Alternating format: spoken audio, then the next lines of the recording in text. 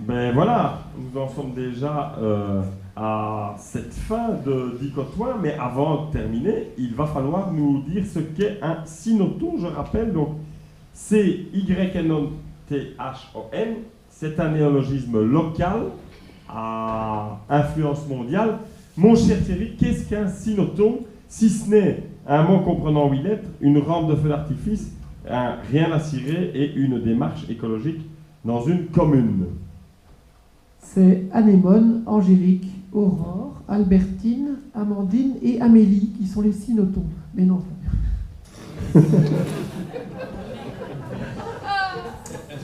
l'autre jour, ou plutôt l'autre soir, nous venions de terminer un concert avec la note G. Vous savez, cette fanfare où pour être membre, il faut être chroniqueur au Dicotoin. Nous avions terminé notre prestation et les instruments étaient repliés. Enfin, replier, c'est une figure de style. Il est difficile de replier mon tuba. Et en plus, replier, je n'aurais pas pu en jouer le lendemain. À la rigueur, on peut replier un accordéon, mais bref. Enfin, quoique Cécile serait peut-être contente que je replie mon tuba quand même, mais ça aussi, c'est une autre histoire. Nous retournions sagement vers les voitures quand Adrien me dit « J'ai faim, on irait bien manger une frite. » C'est pas l'accent d'Adrien, je ne sais pas imiter Adrien. Les frites, ce n'est pas ma tasse de thé. Enfin, pour autant qu'on puisse manger des frites dans une tasse de thé. À la rigueur des cacahuètes, mais Adrien n'a pas dit si nous allions manger des cacahuètes, mais si nous allions manger des frites. Et les frites de friterie, la seule fois de l'année où j'en mange, c'est à la Saint-Roch, en rentrant à la maison tard, le dimanche soir, et seulement si j'ai beaucoup bu, parce que quand on a bu, on fait n'importe quoi, comme manger des frites de friterie, même si on n'aime pas ça. Et en plus, le lendemain, j'ai un mal de crâne pas possible, comme quoi les frites, c'est pas bon.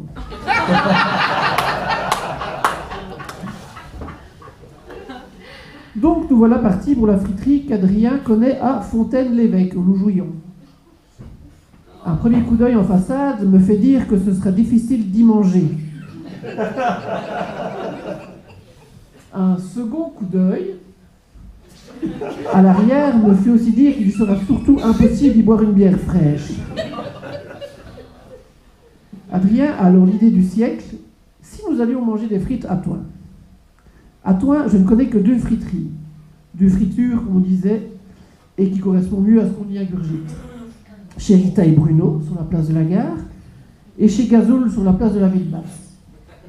Rita et Bruno sont 2 charmantes personnes que mon ami Olivier appelait, à cause de leurs gabarits respectifs, Rita Stérix et Bruno Bélix. Et Gazoul, lui on l'appelait Gazoul parce que c'était son prénom qui n'avait pas un gabarit particulier. Ces 2 friteries sont ouvertes jusqu'à 4h du matin et on peut y aller en sortant du carillon ou du Notger. Malheureusement, depuis la dernière fois où j'y suis passé, les propriétaires ont changé. Ils s'appellent respectivement Monsieur Tahir et Monsieur Club. De plus, elles ferment beaucoup plus tôt. Les indépendants, c'est plus ce que c'était, maintenant c'est tous des fainéants.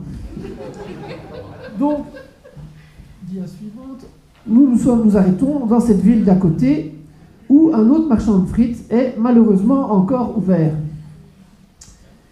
L'immense baudruche qui flotte bêtement sur le toit aurait dû me mettre la puce à l'oreille. Une énorme frite bleue de 3 mètres qui se tortille dans tous les sens n'est pas un bon signe. Nous entrons, Adrien en confiance, moi pas très rassuré. Bonsoir, on peut encore être servi? Bah ouais, nous répond la serveuse édentée. Allez vous asseoir. Photo suivante. Nous avançons dans la salle du restaurant. Enfin, dans la salle. Nous nous asseyons à la table centrale, la seule où ne traînent pas des restes de repas des précédents clients. La table est grasse, les chaises aussi, les clients tardés également. Quelques cheveux et autres poils et sécrétions corporelles s'étalent, collés sur le mica écaillé. Bon, soyons bons joueurs, c'était écrit sur l'enseigne « Point net ». Et en fait, c'était « Point net » du tout. Un couple termine son repas. Après une mitraillette et 2 bières, ils attaquent une glace au chocolat. Je voulais appeler un serveur pour lui demander si ce n'était pas un acte citoyen de signaler à la police une commande aussi anormale que 2 mitraillettes. J'ai un ami qui a eu des problèmes en achetant une bombe glacée chez Couleur Chocolat. Et moi-même, j'ai dû subir le regard d'Irène quand j'ai commandé 6 pistolets dimanche matin. Mais pas de serveur. Et impossible de l'appeler. Après quelques essais infructueux, O'Brien, Jean-Charles, Jason Lee, James Audubon Wilson. Nous découvrons une vieille télécommande de Game Boy clouée sur la table. Nous sommes dans une friterie interactive. Il faut appuyer plusieurs fois sur le bouton, qui finit par se détacher du boîtier, bon marché, et rester collé sur mon index. Bon, après avoir joué à MacGyver avec un cure-dent, qui ne semble avoir servi que quelques fois, et encore pas des deux côtés, nous arrivons à déclencher l'alarme « Appel table 27 ». Le serveur finit par arriver. À la vue de son t-shirt XXXXL, maculé de graisse et orné d'une grande frite sexy avec l'inscription « J'ai la patate », j'aurais plutôt écrit « tous ces frites », je me dis que je vais remettre ma blague sur les mitraillettes à plus tard. Ouais, on voudrait commander. Ouais, une frite, enfin une portion de frites, chacun.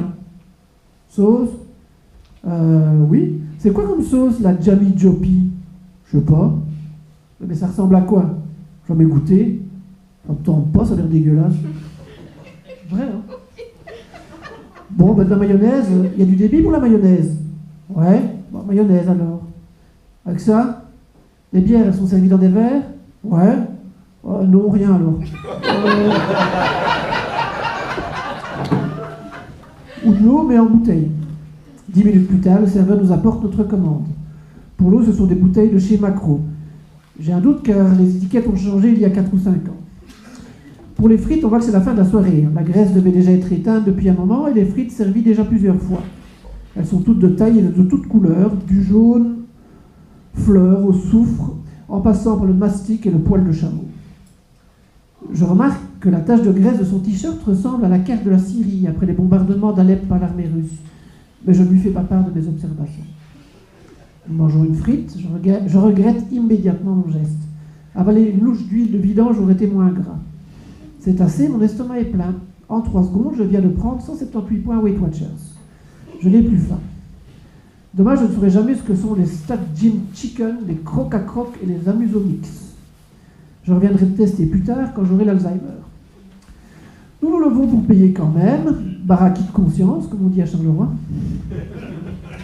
Le patron s'avance vers nous. Je sais tout de suite que c'est le patron, c'est lui qui a le plus de dents. 3.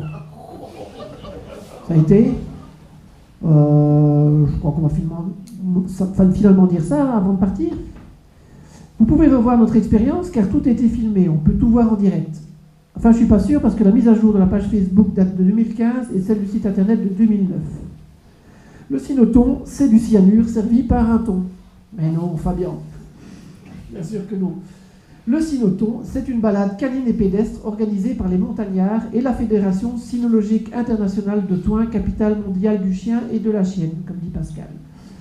Le but est de promouvoir une vie saine à travers le sport, une alimentation équilibrée, le contact avec la nature, les animaux, le vivre ensemble et les liens sociaux. Tout un programme.